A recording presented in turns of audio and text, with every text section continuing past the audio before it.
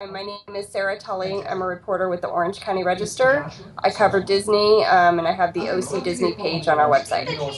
Well, I've mostly done more traditional news beats, I guess I would say. Started on my college paper.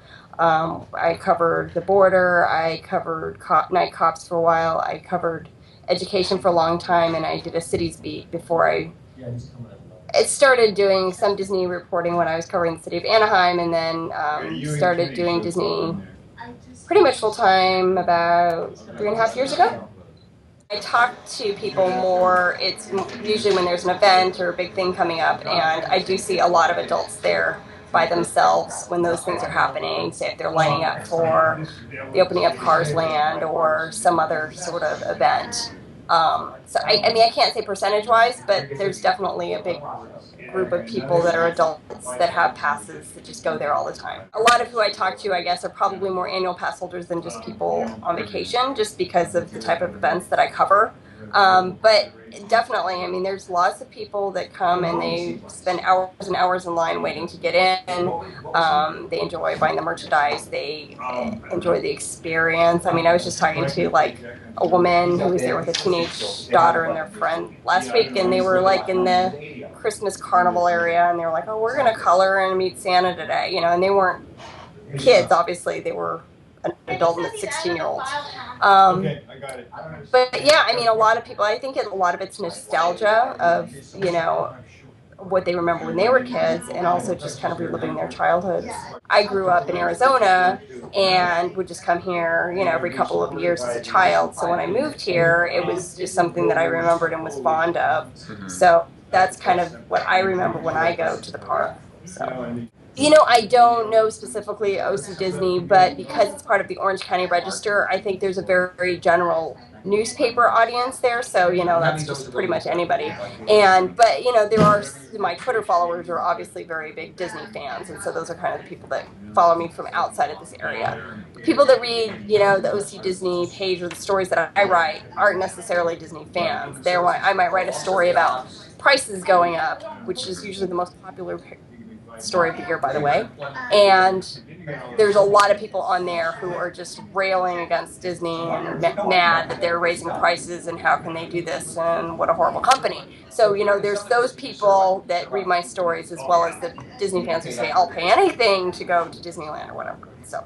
I mean, a lot of my readers and Twitter followers are obviously big Disney fans, but yeah, there are definitely people who don't like their role and kind of this how big they are and their presence and influence. So yeah, there are definitely people that don't like it. Well, they're very powerful in the city for sure. You know, they influence politics. They put a lot of money into campaigns. They you know, have influence on public officials and community leaders, and they you know, they're very protective of their brand and their reputation at all costs. So I think that's part of what people don't like. Definitely in recent, like in the past, probably less than a year, when they raised prices right before the summer especially, they've done a lot to really offer something different and special for annual pass holders. They have these special like glow with the show nights for, you know, to debut their new Mickey ears, the glowing Mickey ears. They're this, you know, in the next week they're going to start these special nights just for annual pass holders to go see candlelight ceremony, which they never let anybody in before. And just, you know, just little things like discounts or, you know, before Cars Land opened, they had a special day where people could come in and buy them merchandise. So there's been a lot of that going on, way more than they used to. So I think that's for that specific audience. There's definitely something, and I think they're very cognizant that there are, you know, adults that go there too, especially California Adventure with their, you know, they have a nice new bar and lounge in the Carthay Circle Theater, and, you know, beer selections all over, and the Mad Tea Party at night is also something I think that caters. I mean, it's also kind of the teenage crowd, but also kind of the older skewing people that want to go out and dance and have a drink rather than someone that wants to go on the merry-go-round or what. So I think that was originally California Adventure. I think they did think that this is going to be the adult park, but immediately they realized, hey, we need to do something for the kids, and that's why they built Bugs Land within I think within a year, just to make sure that there was at least something for kids to do. There's really not, even today there's stuff to do, but not to the extent there is at Disneyland for kids. I mean, Cars Land definitely helps in that area too. Originally California Adventure, I think they did think that this is going to be the adult park, but immediately they realized, hey, we need to do something for the kids, and that's why they built Bugs Land within I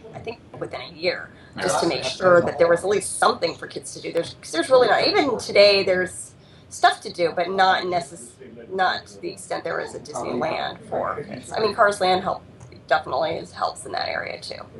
You can get away from whatever else is going on in your lives for even a night or a couple hours, or an hour in the middle of the day. So yeah, definitely.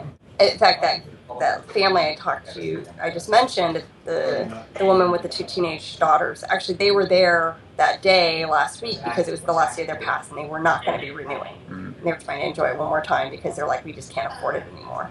There's still people that will continue to buy them, and they're trying to do a little bit more for those people. Not everybody can afford that luxury, and it definitely is a luxury. It's a lot of money.